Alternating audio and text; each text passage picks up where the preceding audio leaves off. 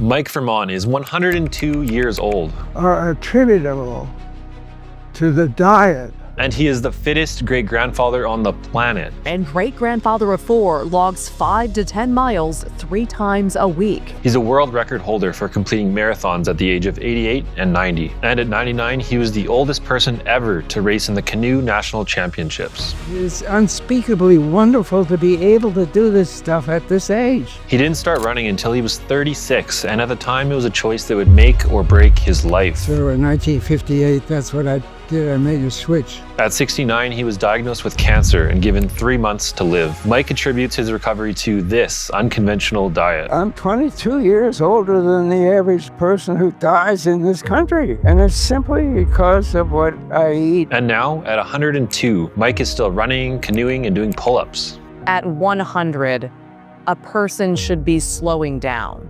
What do you say to that? I think they ought to be speeding up. And it's not just luck that's got him this far. After you try it and it works, you accept it, there's no question. Here are the 7 lessons that the world's fittest centenarian shared with me that you didn't know you needed.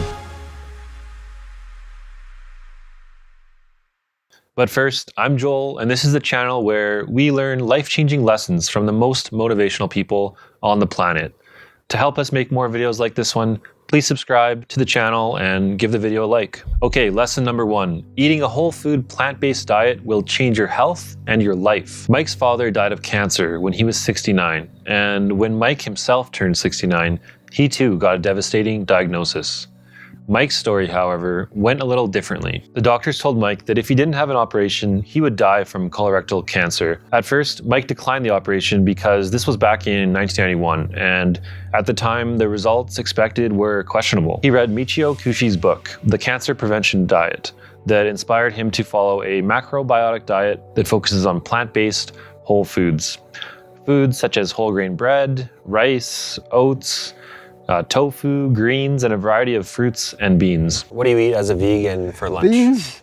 Beans? I try to get a half a can of beans every day. Every day, okay. Yeah.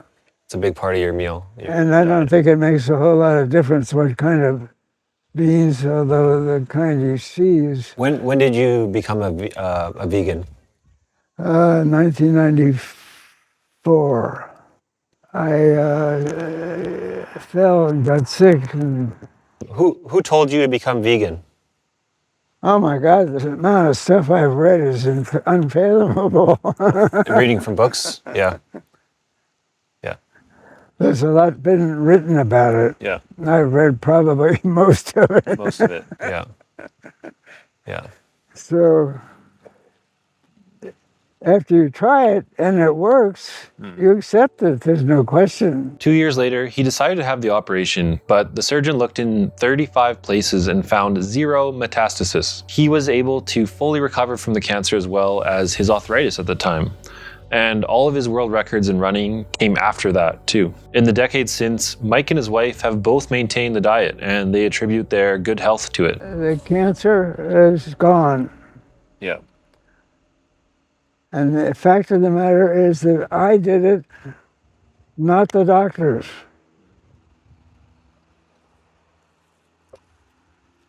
And I might not have survived had I not done it, because the doctors didn't know what to do other than operate on you. But they may not have been able to get all the sources of cancer because of the metastasis of the original disease. Right. That at the time? I read not about that specific disease, but about diet and health by a Japanese chap named Michio Kushi, Michilkushi. And Kushi's gone now, but his son is a doctor carrying on the, so to say, practice. And I knew what they had written, he and a guy named Alex Jack, who lived in Western Massachusetts. And I went out to see these guys and talked to them, understood and ate with them, cooked with them, so that when I went to the Cleveland Clinic, I knew a lot about how to eat food that didn't cause cancer. Interesting. And you mentioned the author is Japanese. The Japanese live longer than Americans, right? Yeah, 6 years. 6 years longer. Wow, that's a Yeah. lot of years. Okay, on to lesson number 2.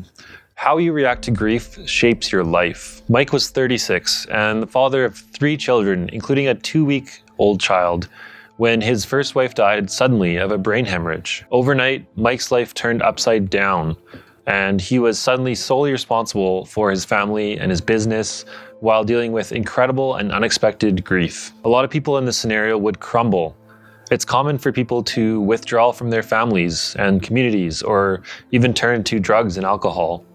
How Mike dealt with this really shaped his life and the lives of his children. Instead of spiraling for years, Mike at the age of 36 started running, and running helped him move through grief in a healthy way and develop a passion that he would carry with him through the rest of his life. It really changed everything, and there are multiple studies today that prove this. People who are physically active are better at coping with and processing loss. Do you think that anyone can start running at any age? Of course.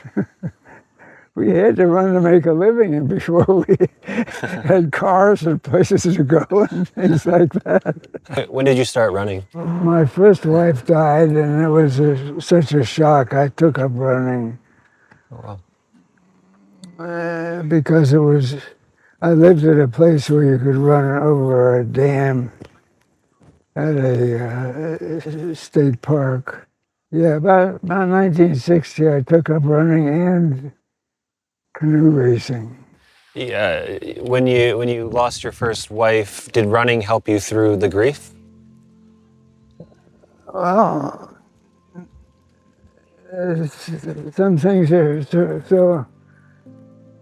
so dreadful you just can't do it, but you can try. And she was the cause of it, naturally. It's quite obvious that if you occupy yourself full time, you're going to be better off. Lesson number 3.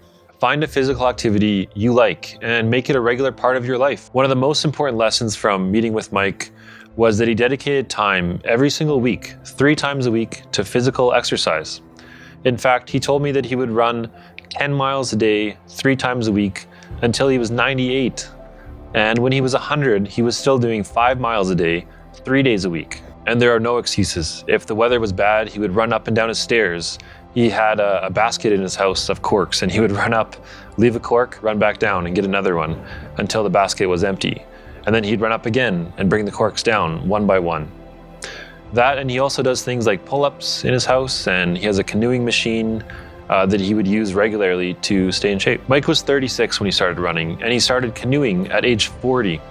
It's crazy to think that such a decorated athlete in both of these sports started so late, especially knowing that he would be competing against other athletes who started their sport decades before. Show them how you do canoe paddle racing training.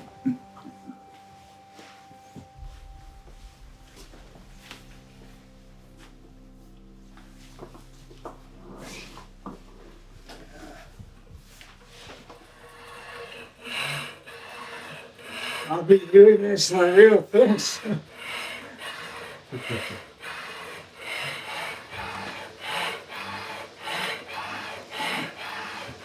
And you get a dial reads how much wattage you're putting out. It says 19 right now.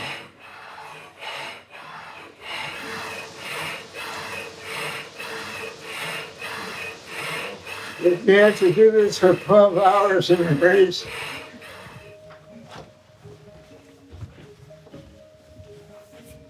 What, upstairs? Oh, you run the stairs.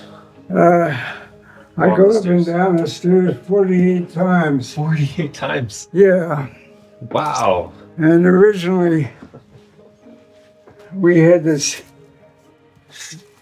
bunch of corks from the old days. And I'd take one up for each climb. And Oh, you would take it up and leave it to count? That's great. it's just a silly business. 48 times. So there are all these options that I can exercise any day or Yeah. whenever.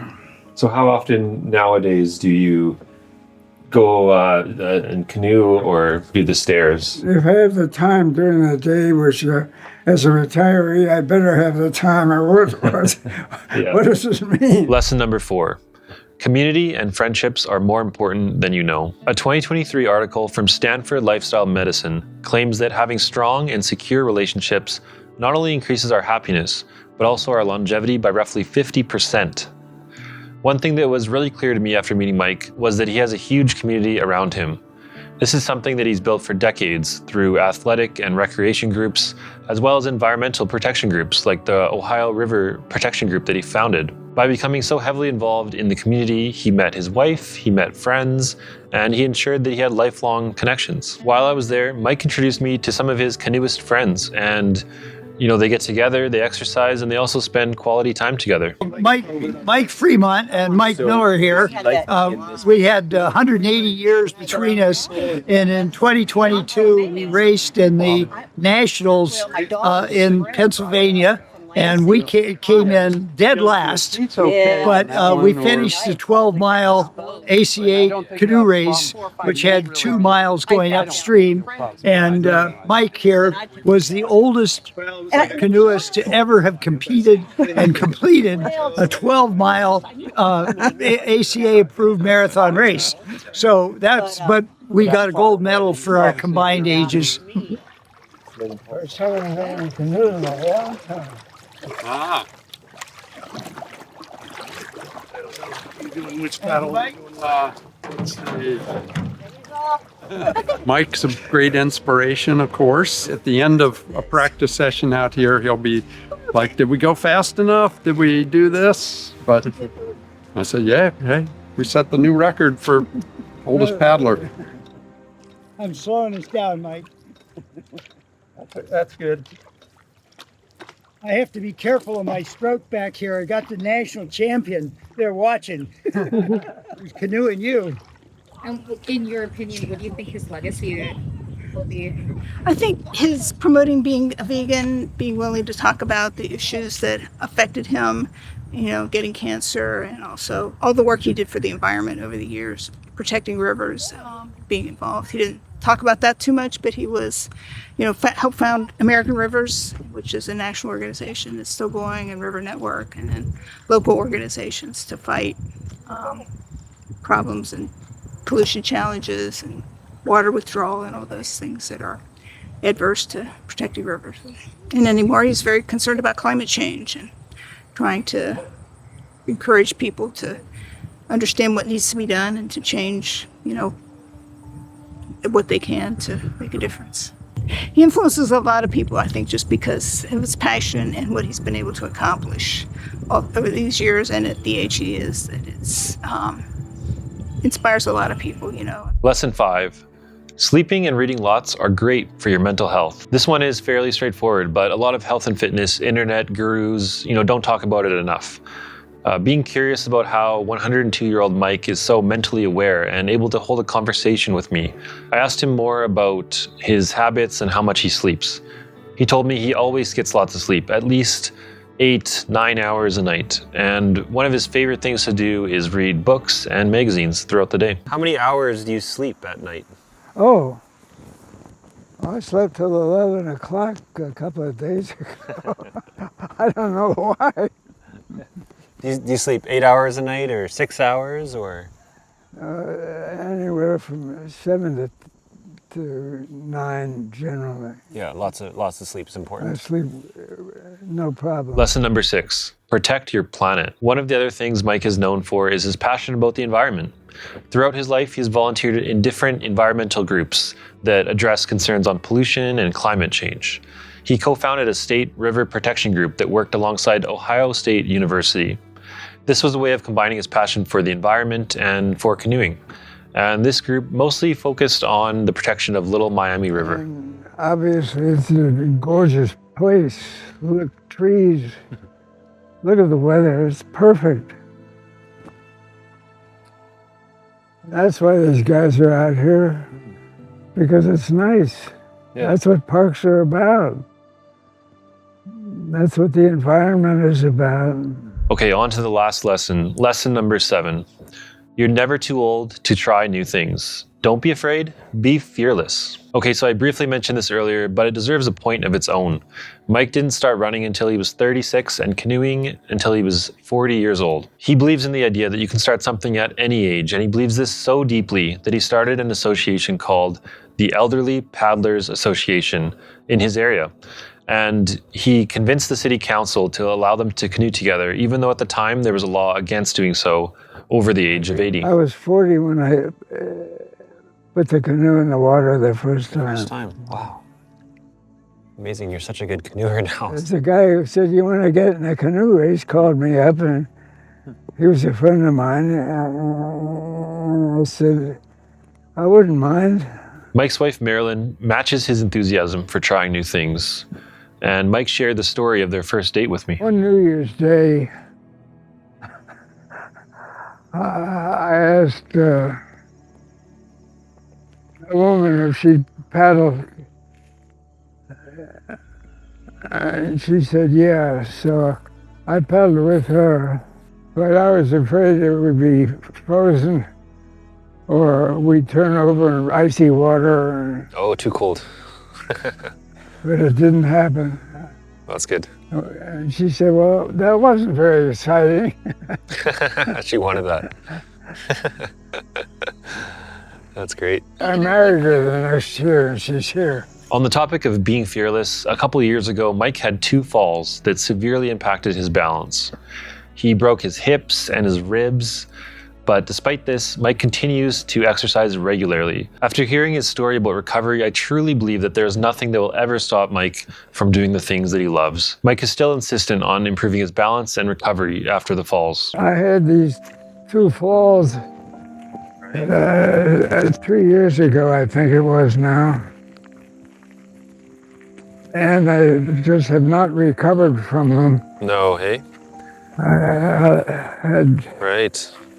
a number of ribs broken, Oh, wow. and I lost something that they call balance. Right. Yep. And I can sort of run. Yeah. Oh, you can still run. Every step is a risk. The way he says every step is a risk is so impactful because it truly shows that he knows the stakes, but he has decided that living his life is a worthwhile risk to take. Okay, so to recap the 7 lessons, lesson number 1, eating a whole food, plant-based diet will change your health and your life.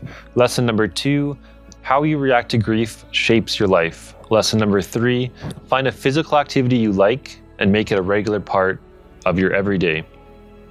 Lesson number 4, community and friendships are more important than you know. Lesson number 5, sleeping and reading are great for your mental health. Lesson number 6, protect your planet. And lesson number 7, you're never too old to try new things. Don't be afraid, be fearless. All right, that's it. Thank you for watching the video. And if I could ask you for one favor before you go, if you enjoyed the video, please subscribe to our channel and leave a comment with which lesson you will be making a part of your life.